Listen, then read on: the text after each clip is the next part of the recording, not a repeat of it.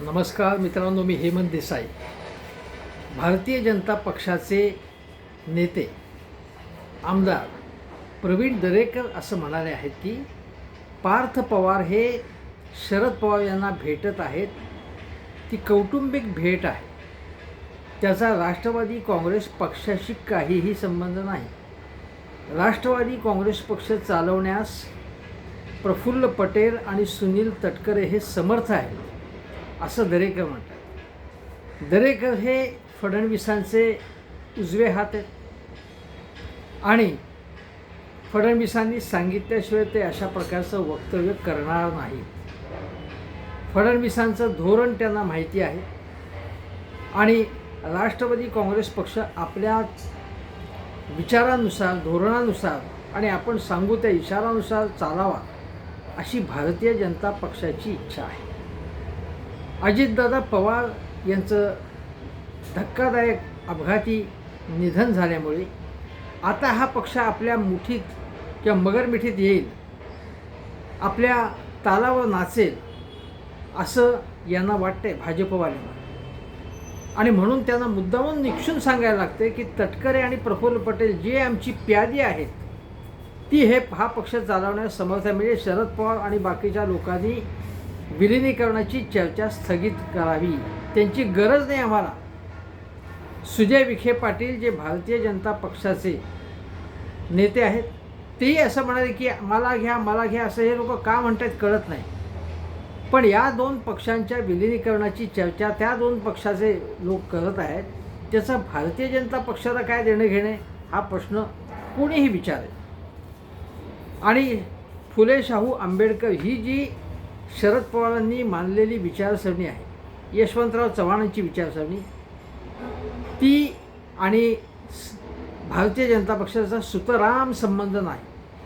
तरी देखील एका दबावानंतर, एका दडपणानंतर अजितदादा पवार हे शरद पवारांना सोडून महायुतीत सामील झाले.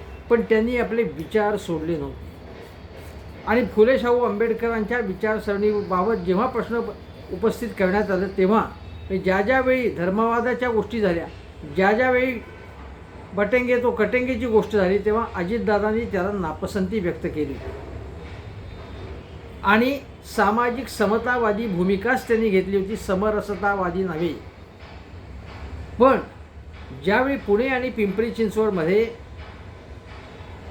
अजितदादा पवार भारतीय जनता पक्षाच्या विरोधात लढले महानगरपालिकेच्या निवडणुकीत, तेव्हा त्यांनी भारतीय जनता पक्षाच्या कारभारावरती प्रश्न उपस्थित केले. युतीमध्ये होते पण ते राज्यस्तरावरती, पण त्या ठिकाणी एकमेकांच्या विरोधात लढताना अजितदादांनी काही प्रश्न उपस्थित केले होते आणि भारतीय जनता पक्षाच्या कथित भ्रष्टाचारी कारभाराबद्दल सडकून टीका केली होती. या टीकेला उत्तर देणं आवश्यक होतं. पण उत्तर देताना आशिष शेलार काय म्हणाले ते बघा. आशिष शेलार असं म्हणाले की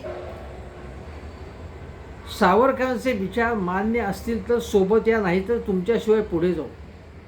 याचा या प्रश्नांशी काय संबंध होता? मुंबईत अजितदादा वेगळे लढले पण मुंबईमध्ये अशी टीका टिप्पणी झाली नाही. मग आशिष शेलारांना सावरकर काय आठवले त्या ठिकाणी? महानगरपालिकेच्या कारभारामध्ये, शहर विकासामध्ये, रस्ते, गटार, पथदिवे, प्रदूषण शहरांचं, याच्यामध्ये सावरकरांचा मुद्दा येत नव्हता. पण सावरकर हा मुद्दा उपस्थित करून तो मान्य असेल तरच सोबत या असं जेव्हा आशिष शेलार म्हणाले, तेव्हा ही अट त्यांनी अजितदादांना, जेव्हा अजितदादा महायुतीत सामील झाले, NDAमध्ये सामील झाले, तेव्हा घातली होती का? घातलेली नव्हती. आणि त्यामुळे ती मान्य करण्याचा अजितदादा प्रश्नच नव्हता, किंवा त्यांचे अमोल मिटकरी असतील किंवा अन्य सहकारी. आणि त्या अमोल मिटकरी किंवा अन्य सहकाऱ्यांनी त्याला सडेतोड उत्तरसुद्धा दिलेलं होतं. अजितदादांनी ते या प्रश्नाचं उत्तर देण्याची गरज त्यांना वाटली नाही, कारण त्यांना माहिती की शिवशाहू फुले आंबेडकर ही आपली विचारसरणी आहे.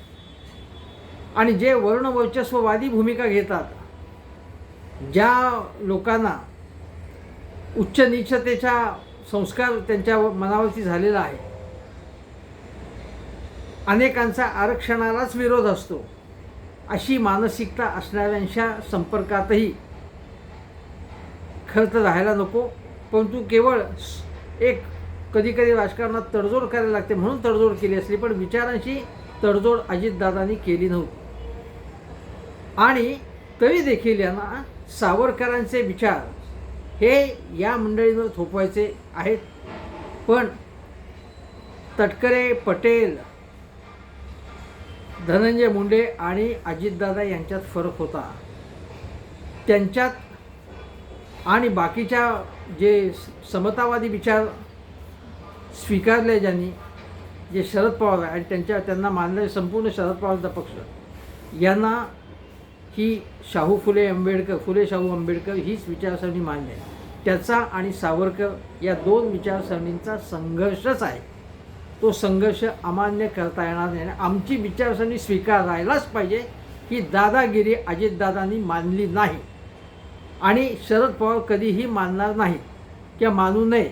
शरद पवारांचे सहकारी जर त्यांनी काही तडजोड केली तर ते जातील, पण ती विचारसरणी मान्य करतील असं नाही.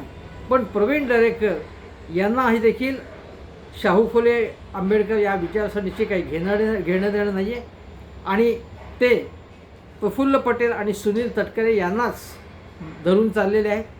अमित शहा सुनील तटकरे यांच्या घरी जेवायला गेलेले होते आणि सुनेत्रा वहिनीसुद्धा एकदा नवी दिल्लीमध्ये जेव्हा अजितदादा हयात होते गेल्या वर्षी कंगना राणावतच्या घरी, जेव्हा राष्ट्रसेविका समिती जी राष्ट्रसंघाच्या परिवाराचा भाग आहे त्याचा काहीतरी एक कार्यक्रम होता कंगना राणावतच्या घरी, तेव्हा तेथे गेल्या होत्या. त्याच्यावरून टीका झाली होती सुनेत्रा वहिनींवर. ती टीका झाली असताना सुनेत्रा वहिनींनी उत्तर दिलं की याच्या राजकारणाशी संबंध नाही. वेगवेगळ्या पक्षाच्या खासदार तिथे आल्या होत्या, त्यांचं सामाजिक कार्य वेगवेगळ्या प्रकारचं होतं आणि त्याची माहिती व्हावी, आदानप्रदान व्हावं म्हणून मी तिथे गेले होते. त्याचा राजकारणाशी किंवा मी संघाच्या विचारसरणीशी काही संबंध नाही हे त्यांनी स्पष्ट केलं. त्यामुळे सुनेत्रा वहिनीसुद्धा अजितदादांच्याच विचाराच्या आहेत. त्यांच्यात आणि प्रफुल्ल पटेल, तटकरे हे जे काही व्यापारी मंडळी आहेत त्यामध्ये फरक आहे हे लक्षात घेतलं पाहिजे. आणि त्यामुळे संघवाले जरी कितीही प्रादेशिक पक्ष संपवत असतील, अन्य विचारसरणी ज्यांना जी पुरोगामी विचारसरणी संपवण्याचे प्रयत्न करत असतील, त्यांना दत्तक घेण्याचे प्रयत्न करत असतील, तरी ते हाणून पाडण्यासाठी शरद पवार यांचा पक्ष आणि जर उद्या विलिनीकरण झालं तर तो पक्ष, विलिनीकृत पक्ष हा या कट्टरवादी विचारसरणीचा असा सामना करण्यासाठी सिद्ध असेल अशी आपण आशा करूया. शिवशाहू फुले आंबेडकर विचारसरणी ही महत्त्वाची आहे. महाराष्ट्राच्या एकूण कॅरेक्टरशी ती सुसंगत आहे. जी कोणाची अन्य विचारसरणी असेल, जी संकुचित विचारसरणी असेल ती बाजूला ठेवली पाहिजे आणि हीच विचारसरणी ही आपण स्वीकारली पाहिजे असं माझेही मत आहे. धन्यवाद.